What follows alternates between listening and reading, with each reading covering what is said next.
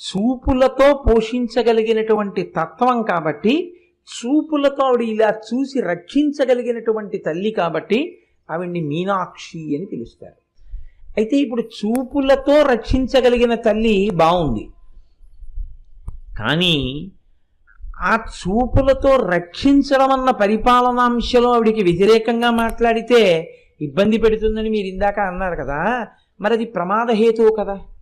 అంటే ఏం అలా ఉంటే తప్పేమిటని మీరు నన్ను అడగచ్చు. భగవత్ తత్వంలో ఒక గమ్మత్తు ఒకటి ఉంది. భాగవతంలో ధర్మరాజు గారు ఈ విషయాన్ని నారదుడు ధర్మరాజు గారితో మాట్లాడుతూ అంటాడు, కామోత్కంఠత గోపికల్ భయమునన్ కంసుండు వైరక్రియా సామాగ్రించి చుపాల ముఖ్య నృపతుల్ సంబంధులై వృష్ణులను ప్రేమన్ మీరలు భక్తి మేము ఇది చక్రింగంటి మిట్లైన నుద్ధామ ధ్యాన గరిష్ఠులైన హరిచందన్ వచ్చు ధత్రీశ్వర అంటాడు.